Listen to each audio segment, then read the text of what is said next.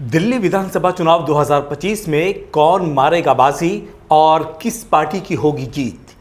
दिल्ली के चुनावी अखाड़े में तीन प्रमुख राजनीतिक पार्टियां आम आदमी पार्टी, भारतीय जनता पार्टी और भारतीय राष्ट्रीय कांग्रेस अपनी रणनीतियों के साथ मैदान में है। इस बार कुल 1,25,24,858 मतदाता अपने वोटिंग अधिकार का इस्तेमाल करेंगे। आगे आपको बताने वाले हैं कि कौन सी पार्टी जीतने वाली है, सट्टा बाजार में किस पार्टी पर लगे हैं सबसे ज्यादा पैसे, राजनीतिक विश्लेषकों का क्या कहना है, वहीं अब तक हुई सर्वे रिपोर्ट क्या कहती है।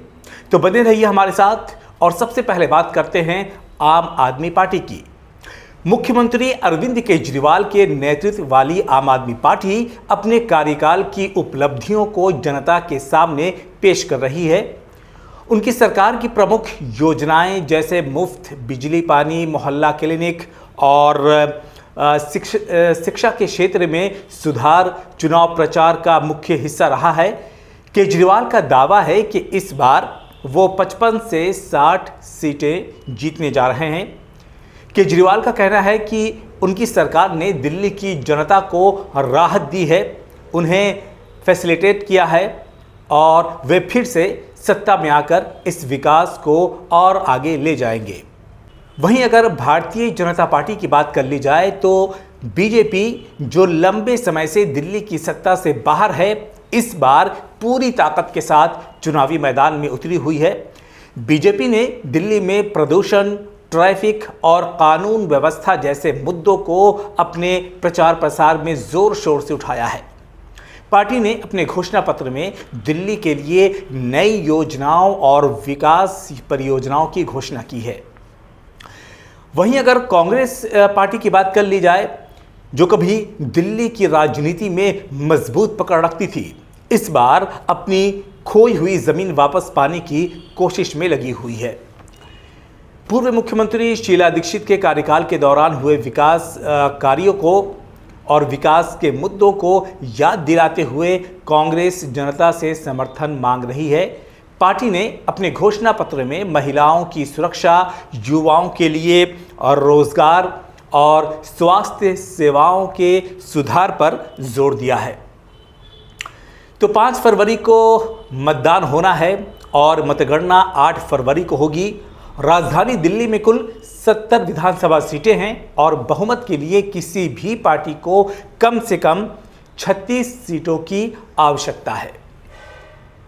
इस बार के चुनाव में युवाओं की भूमिका बेहद अहम मानी जा रही है। दिल्ली में बड़ी संख्या में पहली बार वोट डालने वाले युवा मतदाता हैं। पहली बार वोट डालने वाले युवाओं की संख्या 2,08,000 से ज्यादा है, जो किसी भी पार्टी की जीत या हार तय करने में अहम भूमिका निभा सकती है।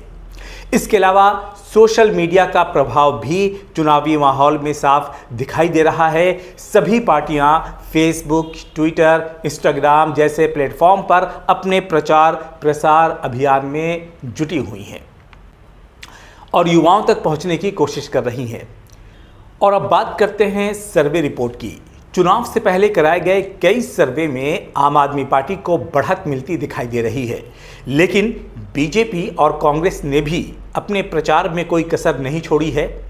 लेकिन इतना ज़रूर है कि दिल्ली की जनता इस बार भी जागरूक होकर अपने मत का प्रयोग करेगी और राजधानी के भविष्य का फैसला करेगी। और आइए अब जान लेते हैं कि राजनीतिक विश्लेषकों का क्या कहना है।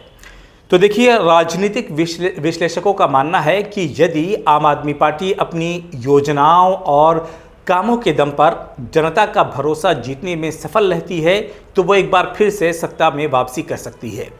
वहीं बीजेपी अगर राष्ट्रीय मुद्दों और मोदी लहर के सहारे दिल्ली की जनता को प्रभावित कर पाती है तो उसके लिए भी संभावनाएं खुली हुई हैं।